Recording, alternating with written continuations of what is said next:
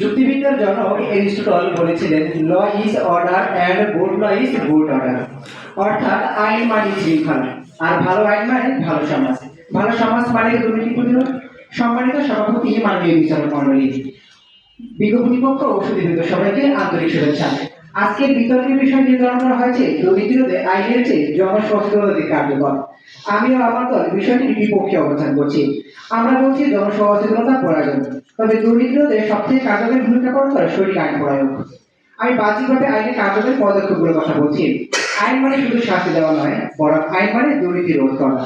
আইন ছাড়া ন্যায় বিচার ও দুর্নীতি দমন অসম্ভব। যেখানে আইনের প্রয়োগ হচ্ছে সেখানে দুর্নীতি কমছে। ট্রাফিক আইনের ক্ষেত্রে মানুষ সচেতনতার জন্য নয়, জরিমানার ভয়ে হেলমেট পরে।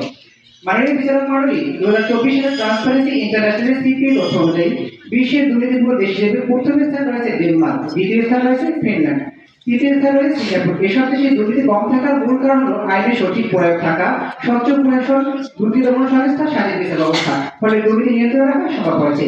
তো বিজ্ঞপ্তি আপনাদের কাছে প্রশ্ন হলো, আপনারা কি এমন একটি দেশ দেখাতে পারবেন যেখানে আইন দুর্বল কিন্তু জনসচেতনতার মাধ্যমে দুর্নীতি নিয়ন্ত্রণ রাখা সম্ভব হয়েছে? আশা করি উত্তর দিয়ে যাবেন। মাননীয় বিচারক মণ্ডলী, 2024 সালের একটি তথ্য মতে দুর্নীতিতে বাংলাদেশের করতে 180 দেশের মধ্যে বাংলাদেশ 191 স্থানে রয়েছে।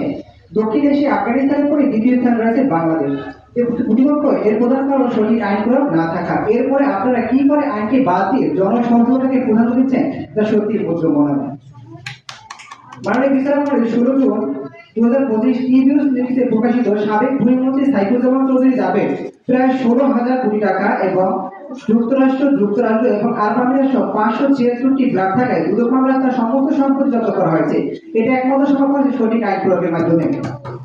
প্রতিপক্ষ সাধারণ জনগণ নৈতিকতার গুলি দিয়ে চেয়ে থাকে সেই আইনের দিকে।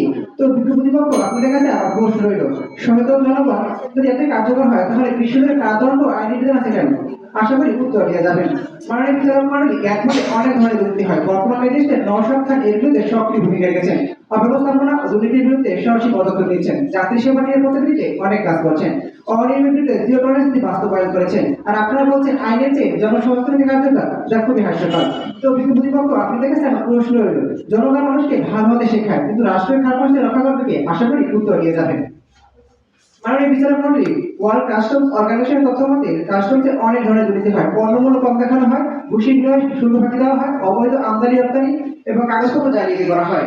এগুলো ঘটে কাস্টমস কর্মকর্তা এজেন্টের মাধ্যমে। এখানে জনগণের প্রস্থান পর্যটনের সুযোগ নেই, তাহলে পর্যটন করে সুযোগ আছে কার?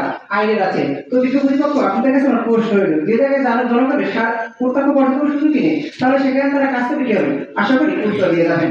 তো মাননীয় বিচারক মণ্ডলী, অ্যামনেস্টি ইন্টারন্যাশনাল তথ্য জনগণ মাননীয় সভাপতি, ধন্যবাদ সবাইকে।